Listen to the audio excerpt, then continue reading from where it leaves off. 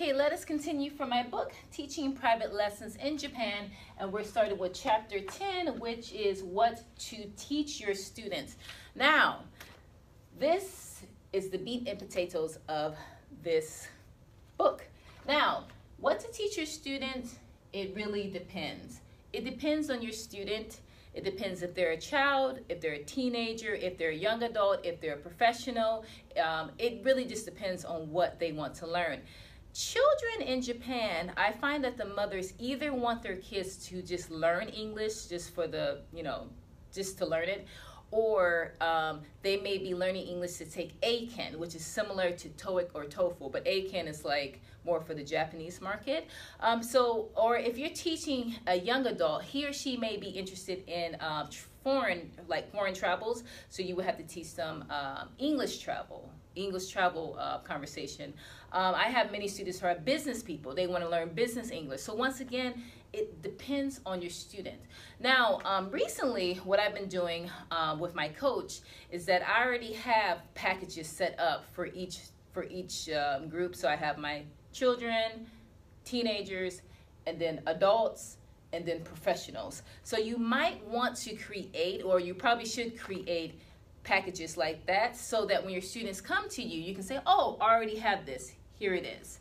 That way you're not asking them what exactly they need, although you should, but you don't want to depend on them for them to tell you what to teach. You do to a certain extent, but it's kind of like you want to be already ready. I think the Japanese really appreciate when you have already done your homework, and then when you meet, you can, ask them more questions about what their direct needs are. So, once again, what to teach depends on your student, but this makes you become an expert. So now, I've shown you guys my workbooks, and I actually am printing, I believe, 3 more pretty soon. I just need to proofread those. So this is my beginner business communication skills workbook, and I'm doing part 2 now. This is beginner's daily life shopping communication skills workbook number 1. That's a long topic. All right, so this is like for shopping. And this is beginner's daily life communication skills workbook number 2. And this is also talking about daily life, but I believe this one is more like how to give directions, going to the movies, things like that.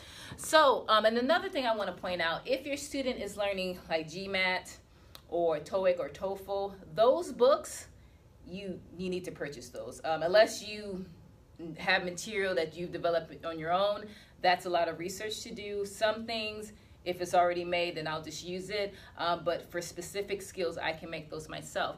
Now, prior to creating these workbooks I just showed you, these are the type of documents that I would create, which are in the workbooks as well.